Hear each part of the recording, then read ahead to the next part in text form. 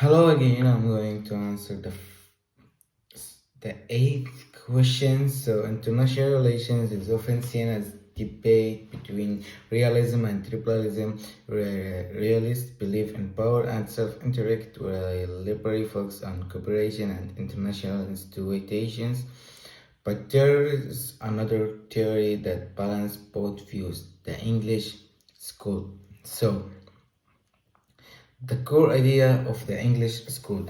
The English school was developed in British scholars who wanted to combine the best ideas from realism and liberalism. Firstly, the concept of international society. Unlike realists who see the world as anarchic, the English school argues that there is a society of states that follows common rules and institutions. This society exists because countries have shared interests and values. For example, the United Nations is based on the idea that all states should follow a certain rule to maintain order. Secondly, the balance between order and justice. Order, stability, and security are necessary for international society to function, and justice, fairness, and human rights are also important, but they must be balanced with order. For example, the debate over humanitarian should powerful countries intervene to stop human rights and abuses or should they respect state sovereignty? And the third one is sovereignty and international law. The English school respects sovereignty, that the idea that each country controls its own affairs, and however, it also supports international laws and agreements to maintain global order. For example, the Geneva Convention set rules for how wars should be fought to protect civilians. How English school balance realism and liberalism. The English school provide a middle ground between these two competing territories. So, what it takes from realism? It accepts that states seek power and security. It recognizes that conflict is a natural part of international relations. For example, the Cold War. Even though the United States and the Soviet Union was rivals, they still followed some common rules such as arms control agreements. So, what it takes from liberalism, it believes that the states can cooperate.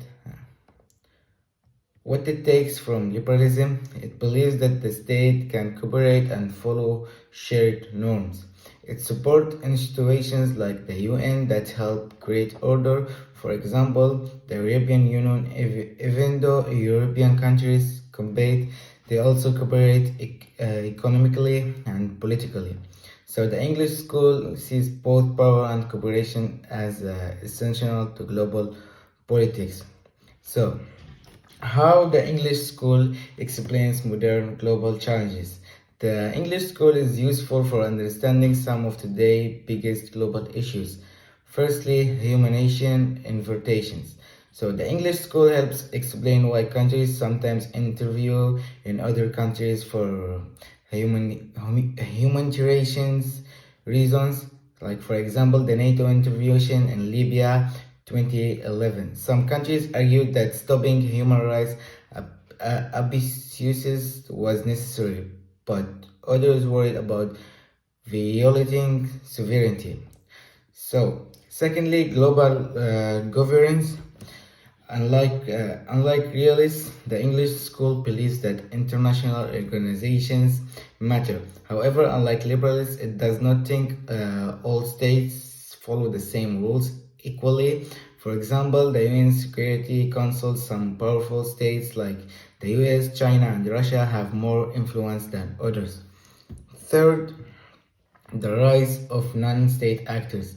Traditional international relations theories focus on state, but English school recognizes the role of non-state actors like multinational corporations like Google, Amazon, and secondly, terrorist organizations like ISIS and Al Qaeda, and For example, climate change agreements involve government, businesses, and activities, not just states.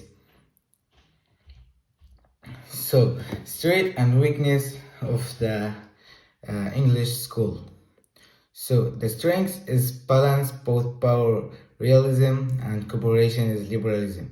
Explains how states follow shared rules and recognize the role of institutions and non-state actors. And weakness is not as detailed in explaining how conflicts start, hard to mature norms and society in global politics, and it does not offer clear solutions to major conflicts. So, the English school is a useful way to understand international relations, but it doesn't provide a single solution to global issues. So, in conclusion, the English school provided a unique perspective on international relations by combining power politics and corporations. International society exists. States are not just in competition; they are also follow shared rules, and also balance between order and justice. Countries must respect sovereignty but protect human rights. Thirdly, it explains modern issues like human rights, information, and global governance and non-state actors. And fourthly, it's a mix of realism and liberalism, making it flexible way to understand global politics. So in today's world, countries need to balance power cooperation, and the English school helps us understand why states follow certain rules and how they can work together despite differences. Thank you for watching. See you in the next question.